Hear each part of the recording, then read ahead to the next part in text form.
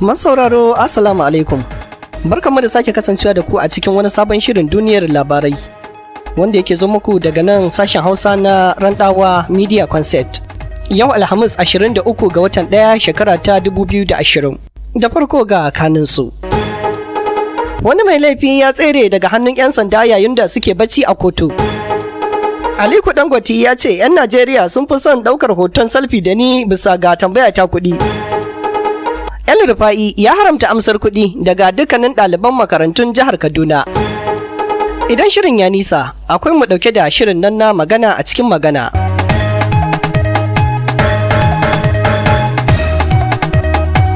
To madalla, yanzu kuma ga cikakkun labaran. Aliko Dangote hamshakin mai kudin Afirka ya ce in ya ci karo da 'yan Najeriya ba su tambaye shi kudi sai dai hoton selfie. Ya bayyana cewa yakan tuka kanshi ne da kanshi ya zaga gari a duk kwanakin karshen mako a birnin Lagos da ke kudancin kasar nan. Dangote ne mafi arziki na 95 a duniya kamar yadda Bloomberg Billionaires Index na shekarar 2019 ya bayyana. Aliko Dangote hamshakin mai kudin Afirka ya ce in ya hadu da 'yan Najeriya bukatar su hoto kawai da shi a maimakon su tambaye shi kudi. Dangote ya sanar da haka ne a hirar da aka yi da shi akan rayuwar shi, dukiyar shi da kuma shirin shi a nan gaba, wacce David Rubenstein a wani shirin gidan talabijin da shi David Rubenstein din ke yi wa mutane tambayoyi. Ya ce yakan tuka kanshi ya zagaya birnin Lagos da kanshi a ranakun ƙarshen mako. Kamar yadda jerin sunayen manyan masu kudin duniya na Bloomberg Billionaires Index ya nuna, Dangote ne mutum na 95 mafi kudi a duniya. Ya ce 'yan Najeriya kan bukaci su yi hoton selfie da ni a maimakon tambaya ta kudi. Dangote dai shine shugaban kamfanin Dangote Group waɗanda suke yin kasuwancin man fetur, siminti da sauransu a Najeriya da ma wasu ƙasashen Afirka. Yana da arzikin da ya kai dala biliyan 15 a duniya. Gwamnan jihar Kaduna Malam Nasiru El Rufa'i ya bayar da umarnin fara aiki da tsarin ilimi kyauta a jihar Kaduna tun daga matakin makarantun firamare har zuwa makarantun sakandare daga ranar Litinin 20 ga watan Janairun da ya gabata. Jaridar The Cable ta ruwaito babbar sakatariyar ma'aikatar ilimin jihar Kaduna, Bobe ya yi ce ta bayyana haka cikin wata wasiƙa da ta aike ma daraktan ma'aikatan na shiya-shiya tare da sashen kula da ingancin ilimi a jihar.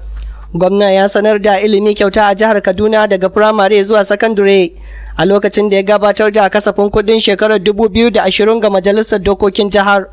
Dama a shekarar 2018 gwamnati ta kaddamar da ilimi kyauta ga ɗalibai mata daga firamare zuwa sakandare, biyo bayan sanarwa da gwamnatin ta shayi a lokuta daban-daban na samar da ingantaccen ilimi kyauta a matakin firamare da sakandare a jihar. Gwamnati ta bullo da wasu tsare-tsare da za su tabbatar da yiwuwar hakan. A wani labarin kuma, Zakara ya baiwa wani matashi dan shekara 20 da ake tuhuma da tafka laifin sata mai suna Hassan Suleiman sa'a, yayin da ya tsere daga hannun dan sanda a jihar Lagos a daidai lokacin da ake shirin gurfanar da shi a gaban kotu.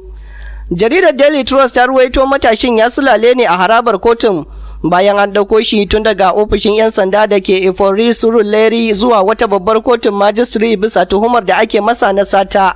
Sai dai ko da aka iso kotun sai jami'in dan sandan da zai gabatar da tuhume-tuhumen da rundunar 'yan sanda take da su a kansa ya bige da bacci. Har ma da sharar munchadi, ganin haka kuma matashin ya ce kafa mi na ci ban baki ba, daga nan ya ranta a nakare. 'Yan sanda na tuhumar Hassan Suleiman ne da kutsawa cikin wani gida mai lamba 96 a titin Brickville a unguwar Ibute Meta a ranar 16 ga watan Janairu, tare da satar injin famfon tuka-tuka da kudinsa ya kai naira 65,000 da kuma na'urar janareta ta naira 35,000 tare da murhun girki da kudinsa ya kai naira 5,000. Sai dai tuni rundunar 'yan sandan jihar Lagos ta shiga farautar matashin, inda ta sanar da tserewarsa tare da kira ga jama'ar da su gaggauta sanar da ofishin 'yan sanda mafi kusa idan sun yi ido hudu da shi. Yanzu kuma sai jihar Katsina. Hukumar 'yan sandan jihar Katsina ta hallaka Yunusa Boka, kasurgumin mai garkuwa da mutane wanda yake aika-aikansa a tsakanin Dan Musa da kuma Kankara a jihar Katsina. Kakakin hukumar 'yan sandan jihar Gambo Isa ya bayyana haka ne a jawabin da ya saki ranar Laraba, inda ya ce an hallaka Yunusa Boka ne a musayar wuta da ya yi da jami'an tsaro a dajin Gwarzo, karamar hukumar Matazu ranar Talata. Kakakin Gamba Isa ya kara da cewa gamayyar jami'an 'yan sanda, sojoji da tubabbin 'yan bindiga suka kai harin kuma sun ceto wata mata da jaririnta mai wata 7 da haihuwa. Ya ce bisa ga rahoton leƙen asiri an shirya gamayyar jami'an 'yan sanda, sojoji da tubabbin 'yan bindiga domin kai farmaki mabuyar masu garkuwa da mutanen a dajin Gwarzo da ke karamar hukumar Matazo.